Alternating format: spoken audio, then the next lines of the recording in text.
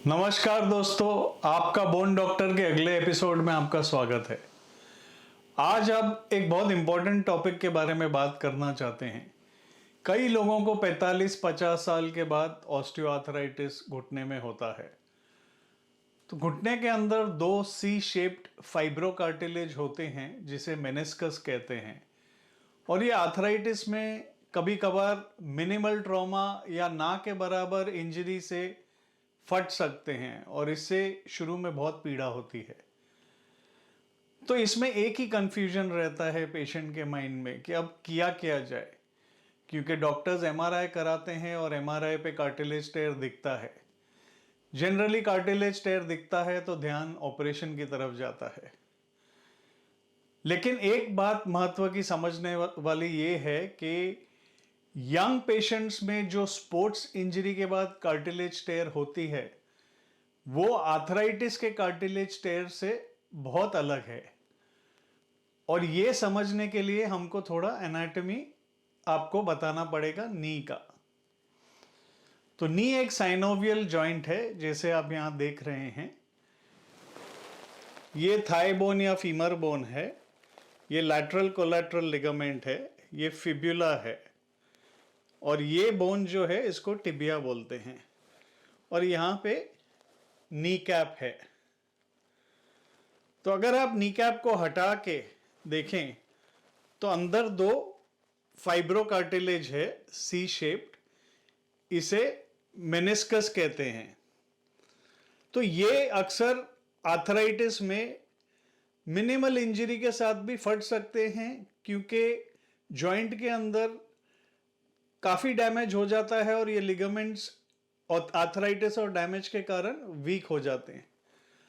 तो simple injury जैसे कि जमीन से उठे योगा करके या एक्सेस सीढ़ी चढ़े और पैर फिसल गया, तो उसमें ये कार्टिलेज फट सकती है और काफी पीड़ा बढ़ सकती है। कभी कभार पेशेंट बोलता है कि हमें कुछ आवाज आई और उसके बाद हमें चलने में दिक्कत हो गई और घुटना सूज गया। कभी कभार पेशेंट बोलते हैं हमें तो आइडिया भी नहीं है कब हुआ, हम गाड़ी से निकले और जरा सा पैर स्लिप हुआ और उसके बाद पैर सूज गया। इसका आप कंपैरिजन करें स्पोर्ट्स इंजरी के मेनिस्कल टेयर से, जहां फुटबॉल वगैरह पे बहुत जोर से लगता है और कार्टिलेज फटता है। तो ये दो अलग एंटिटी है, स्पोर्ट्स इंजरी का मेनिस्कल टेयर और आर्थराइटिस का मेनिस्कल टेयर। ये आज हम समझाना चाहते हैं। तो जैसे कि यहां आप देखें, अभी अगर कार्टिलेज को ऊपर से देखें तो मीडियल मेनिस्कस जो है वो जरा सेमीलुनर शेप होता है, और लैटरल कार्टिलेज जो है वो सी शेप्ड होता है। लैटरल कार्टिलेज ज्यादा बोन कवर करता है और लिगामेंट के साथ, लैटरल कोलैटरल लिगामेंट के साथ फर्मली अटैच नहीं होता है, थोड़ा मोबाइल होता है, इसलिए उसे कम इंजरी होती है। मीडियल कोलैटरल लिगामेंट और मीडियल मेनिस्कस टाइटली अटैच होते हैं। मीडियल मेनिस्कस में मोबिलिटी या मूवमेंट कम होती है, तो जब मीडियल कोलैटरल लिगामेंट फटता है बुरी तरह से तो मीडियल कार्टिलेज भी मीडियल मेनिस्कस के टेयर होने के चांस ज्यादा है। कार्टिलेज में भी अगर आप साइड से देखें, जैसे ये डायग्राम में दिखा रहे हैं, अगर हम क्रॉस सेक्शन देखें मेनिस्कस का तो ट्रायंगुलर सा शेप का होता है, और सिर्फ बाहर के हिस्से में ब्लड सप्लाई और ज्यादा नर्व्स होते हैं। तो ये अगर आप देखें तो अंदर के 2/3 हिस्से में ना ब्लड सप्लाई होती है ना नर्व सप्लाई होती है ज्यादा, और डीजेनरेटिव टेयर या आर्थराइटिस के टेयर ज्यादा इस वाइट हिस्से में होते हैं। तो क्योंकि यहां नर्व सप्लाई नहीं होती, ज्यादा पेन नहीं होता, ब्लड सप्लाई नहीं होती, तो ये हील नहीं होता। तो अब ये समस्या है कि इन टेयर का करें क्या। पेशेंट को शुरू में तो काफी पीड़ा होती है। तो ये जो डीजेनरेटिव टेयर होते हैं ये 50 की उम्र के बाद होते हैं, मेल्स में ज्यादा देखे गए हैं, और ट्रिवियल ट्रॉमा या माइनर इंजरी से होते हैं। और इनका treatment usually ice compression, physiotherapy और कंजर्वेटिव ट्रीटमेंट करना पड़ता है, क्योंकि ये इवेंचुअली सेटल हो जाते हैं, इनमें ज्यादातर ऑपरेशन करने की जरूरत नहीं पड़ती। कभी कभार पेशेंट को 1-2-3 महीने तकलीफ होती है तो हम इंजेक्शन दे सकते हैं, ब्रेस लगा सकते हैं, लेकिन इनमें ऑपरेशन करने की जल्दबाजी नहीं करनी चाहिए।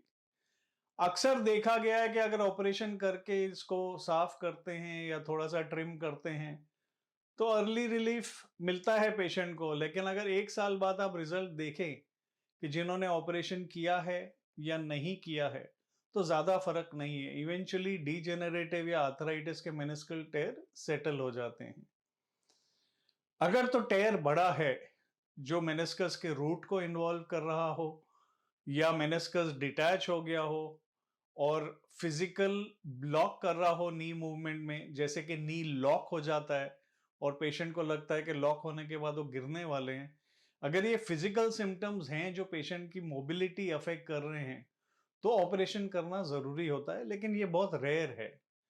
हमारे पास कई पेशेंट आते हैं जो 2-3 महीने तक अनकंफर्टेबल रहते हैं, लेकिन फिर फिजियोथेरेपी, आइस एक्सरसाइज से इवेंचुअली डीजेनरेटिव मेनिस्कल टेयर सेटल हो जाते हैं। तो इसमें ज्यादा से ज्यादा कंजर्वेटिव ट्रीटमेंट लेना चाहिए, सब्र रखना चाहिए, आहिस्ते आहिस्ते नी क्वाइट हो जाएगा। Thank you.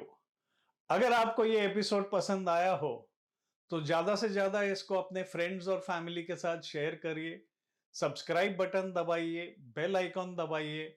हम देख रहे हैं कि लोग वीडियो तो देख रहे हैं, इससे ज्ञान ले रहे हैं, लेकिन सब्सक्राइब बटन नहीं दबा रहे। तो अगर ये चैनल को पॉपुलर करना है जल्दी से जल्दी ताकि काफी लोगों को फायदा हो तो प्लीज सब्सक्राइब बटन दबा दीजिए। धन्यवाद।